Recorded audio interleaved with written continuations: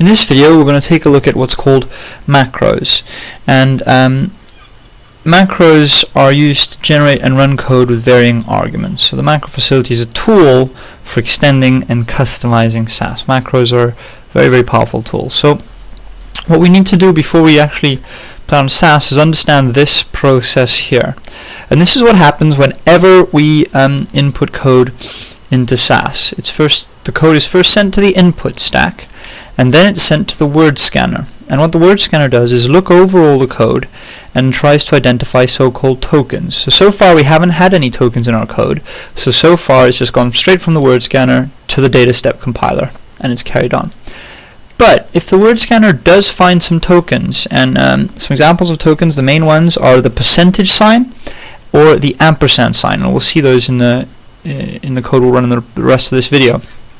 It doesn't send it to the data step compiler, it goes to the macro compiler. And in the macro compiler, it'll basically resolve anything with a token in front of it. Now, again, we'll talk about that in a bit. Then it goes back to the input stack, and it goes back to the word scanner. And it's possible that after going through the macro compiler, there are still some tokens left, because some tokens will resolve to other tokens, for example. And again, we'll see that in the video. Then the word scanner repeats, says no, there's still some tokens left, sends it back to the macro compiler, and this carries on until the word scanner goes through and says, yep, there are no more tokens, and basically what you have is just normal SAS code, and then that'll be compiled. So we'll jump on straight in and take a look at that now. So a very simple macro. We're going to create a macro that writes a plot for us. So the syntax is a percentage sign, and the word macro, and the name of your macro. So I'm creating a macro called myplot, end it with a semicolon, and this macro I just want it to be a procedure step. So proc gplot data equals mat008.jjj, and I want you to plot the height in meters against the weight in kg, and run, and then percentage macro end. I can repeat the name of the macro if I want, and this helps with the reading of the code, but I don't need to, so I'll just leave it like that. So what will happen is when I compile this, it'll just create a macro for me. That hasn't actually output anything, it's created a macro, okay? It's created the macro myplot. So if I just bring this up a little bit. Now to run the macro, I simply go percentage myplot. Now remember the previous picture we were looking at. When I run this will go to the word scanner, and it'll recognize the percentage, and it'll say, we have a problem. So it sends that to the macro compiler, where percentage myplot will resolve to this. That then goes through the input stack, goes to the word scanner. Now the word scanner scans this and says, no, there are no more tokens, and so it sends it off as normal SAS code. So let's run that. And there you go. So it's a simple macro. So instead of typing out this every time I need to, I can just type out that. So perhaps I'm running a bunch of code elsewhere on this data set and I want to keep on plotting it, then I'll just have to do percentage myplot. So it's a very simple macro. So let me close that up. Okay, so importantly, it's possible to send variables arguments into a macro.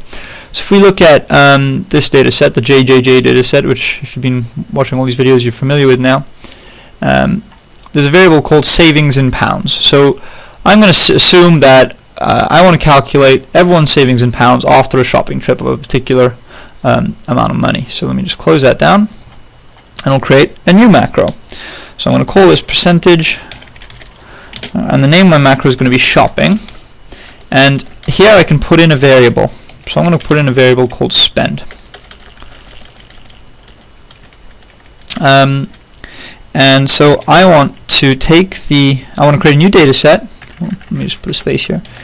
Data JJJ after shopping, so it's going into my work library, and I'm only interested in the name, a variable called old savings, and a variable called new savings.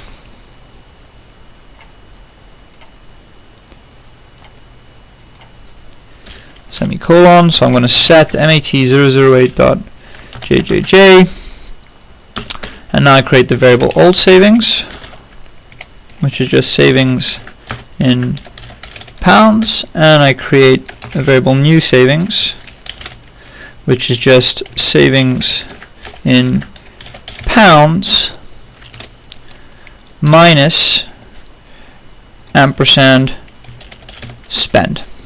Okay, and then a run statement, and then a percentage macro end. So if we take a look at this, when I now call, let me submit this code to the macro. Just make sure everything's fine. Yeah, that all looked fine. So that's just in the macro now. So to call that, I'm going to do percentage shopping, and let's say they all spend £500. Now, when I send this, when I submit this code, it'll go to the macro compiler, the word scanner. The word scanner will pick up the percentage sign, and will send that to the macro compiler. The macro compiler will resolve percentage shopping to this code here, which will then get sent to the word scanner. And then the word scanner will go through all this and say, we have an ampersand here. So that goes back to the macro compiler. The macro compiler will resolve ampersand spend to 500. And so now what gets sent to the word scanner is all this with the string 500 replaced there. And that's just normal SAS code, and so it can be sent to the data step compiler. So let's run that. And if I go to my work library, JJJ after shopping, we have the new savings, which is £500 minus the old savings. Okay. Note also we have more stuff that's appeared in our work library, and these are all the new macros that we've created get saved here. Alright. Now we can pass more than one macro variable into a macro. So let me just show that. So percentage macro shopping, and I'm going to say that now people are allowed to go on multiple trips. So spend and trips. It's just the same thing. Data JJJ after shopping. I only want to keep the name, the old savings, the new savings, and I want to set mat008.jjj, and I want the old savings to be equal to the savings in pounds, and the new savings to be equal to the savings in pounds minus ampersand trips multiplied by ampersand spend. Okay, so the amount of trips times the amount was spent. Rerun that, and then a percentage macro end. So I'll submit that. It's all fine. And so now if I run that code, percentage shopping, and let's say they spend £200, but they go 3 times.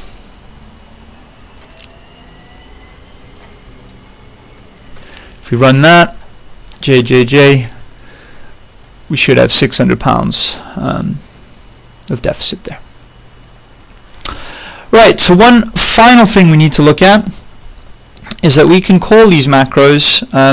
So right here it's by position. So if I change that to a 3 and that to a 4, then I'm spending £3 and spending it 4 times. But we can actually change this. So if I just copy this code, this is all going to be very similar. Paste it in. It's exactly the same code. I can put in just these equal signs here. And now what these equal signs allow me to do is change the order of things, but what they also allow me to do is put in a default value. So I'm going to say default trips is 1. So if I run that, nothing will happen, we've just submitted the code. But if I go back to this now, I can try something new. So first of all, I can go, alright, what if I do a shopping, but now I have to put in this. So shopping spend equals 300. But note, I haven't put in trips. So if I run that, we got the 300 spend, okay? But I can put in trips as well if I want. But I say, but in fact, there were 5 trips. So let's see if anyone's actually got any money left. A few people with a whole bunch of money did, but most people did spend about £1,500, well, exactly £1,500. So that, in a nutshell, is everything you need to know about macros to get you started. It's very important to keep this picture in mind and to understand what happens with this word scanner and with your tokens, which are your ampersands and your percentage signs. So every time an ampersand or percentage sign is caught in the word scanner, it gets sent to the macro compiler, and SAS will resolve what the ampersand or the percentage sign is, and it'll keep on doing this until there are no more and you just have normal SAS code.